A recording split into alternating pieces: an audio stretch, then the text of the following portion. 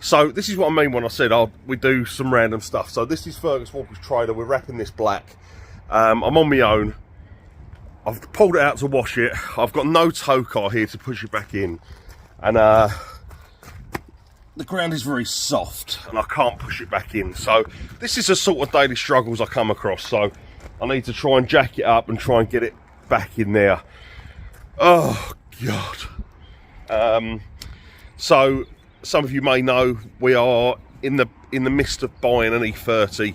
It is probably the worst E30 in the world. It looks horrific.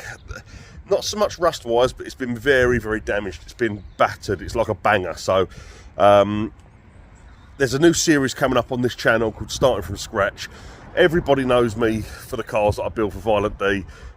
We absolutely love drifting. We love it with a passion, and every car that I build, I try and make the best quality that I can do. That said, I don't do any mechanics myself, so all of the mechanics I get done. But this series, starting with this E30, I want to literally start from ground up, build it. So it's street styled, but it's not going to be a street car. It's going to be solely track purpose. So small 15s, like Jap wheels, slammed on its arse. Just really cool styling, but super simple. I had so much fun in my last E30 touring. I'll put a picture up in the excuse me, I'm new to this YouTube stuff, so I'll put a picture up next so you can see what it looks like. And yeah, we'll go from there. But I mean, we're super lucky in as much as, like, my mate Reese is coming on board. He's also probably going to build another E30. He's got a sick E30 at the moment, but he's going to build it here in the unit. He's donated his ramp, so we've got a ramp here now.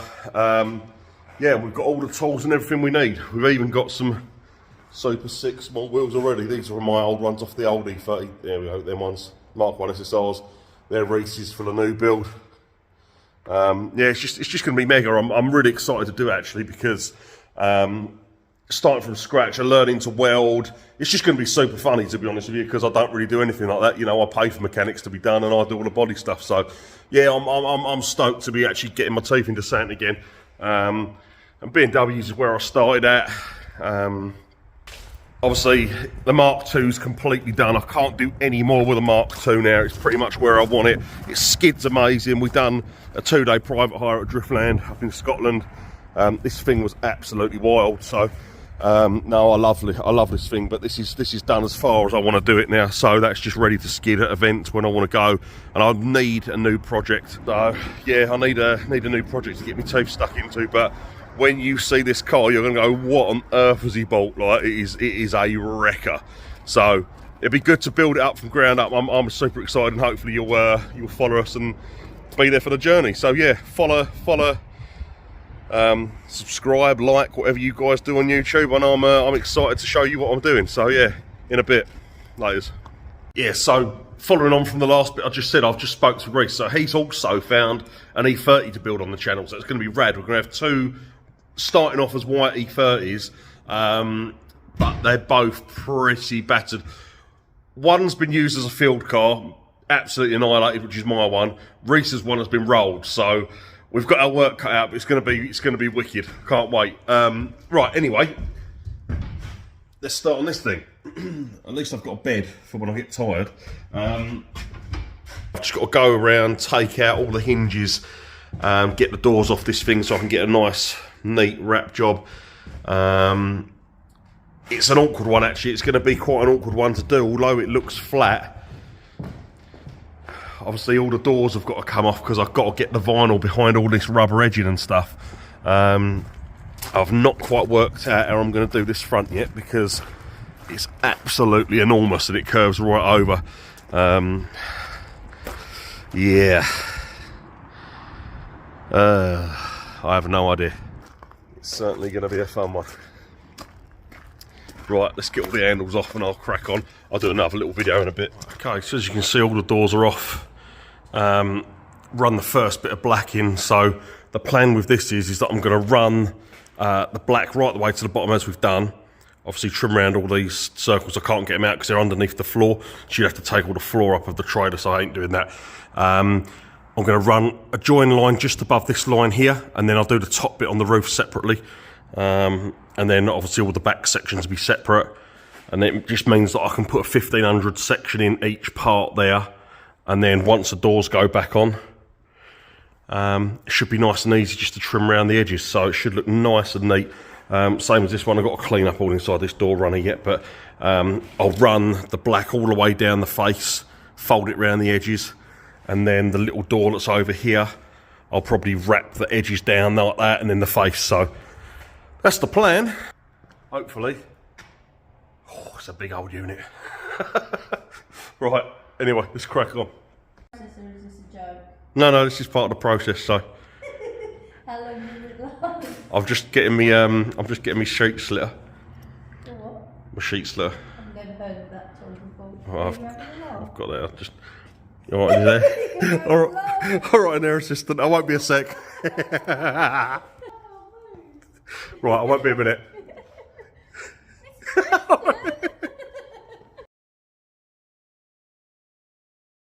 Right, so cracking on really well. We've got this whole side done. Still a little bit of infilling around here that we're probably going to do with some silicone sealant just to seal the edges. But we finally managed to get this side off, the handles. This is the problem with wrapping. So everyone thinks it's like a real, oh nice, we'll just wrap over this bit. These here have basically rusted, solid. I'm trying to get a screwdriver underneath because it's like it's not even a nut, it's like a cylindrical sheath, and it does that from the inside, so it bolts through from the inside. And we've been trying for over an hour to get these handles off, and they are not having it. And this has got to go back to them tonight, and we are only half done. So this sort of stuff, same as all these door hinges, absolutely rusted in. So yeah, chances are that this isn't going to get finished, but this is the problem. I reckon we've spent probably 4 hours in total trying to get all of the nuts and bolts off, 5 hours maybe. So yeah, it's not always a straightforward, oh, we'll just take that bit off and wrap it. It's never that case. So this is the bane of my life at the moment. So yeah, it's looking pretty smart, mate. So yeah, excuse me, greasy fingerprints on it. So what I've done is I've wrapped even these doors. I've obviously wrapped all the inside edges of them, and then I've done all along the side shuts. Obviously I can't get into the back shut to squeegee it or trim it, so but all the other side bits are all done. So yeah, man, it looks well smart when it's all closed up and that.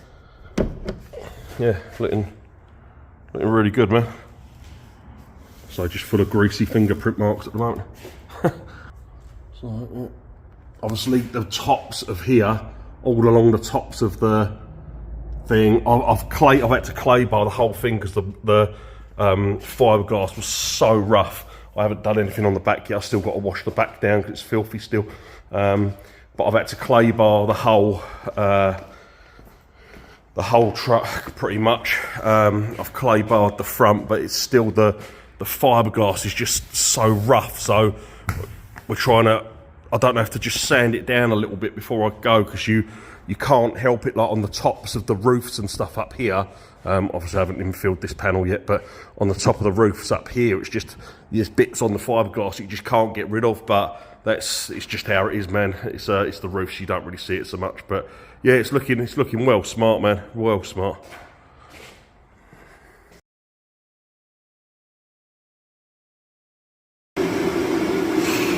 Slightly dishevelled, look like a fucking fisherman.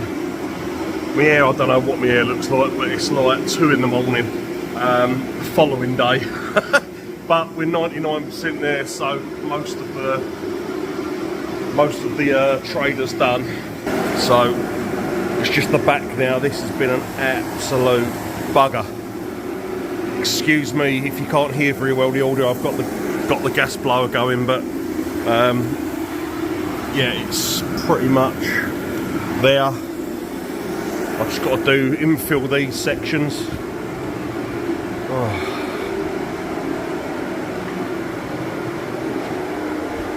Front's all done. So that was no easy task either. But yeah, let's get in there.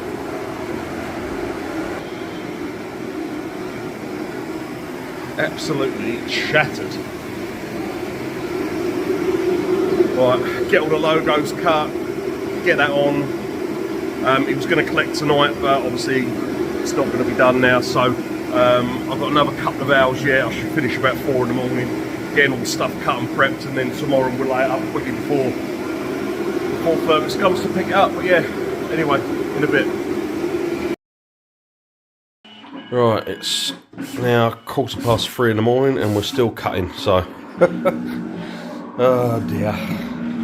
The joys of being self-employed. You think, oh, I'll start a business, I'll take all the time off I want.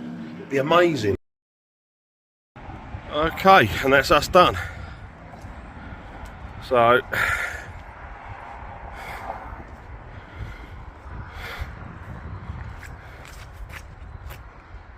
looking pretty good.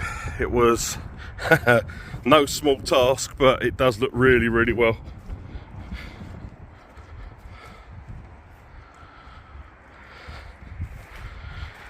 His logo, he wanted nice and subtle, so that's in matte black on a gloss black. I think it looks absolutely rad, actually.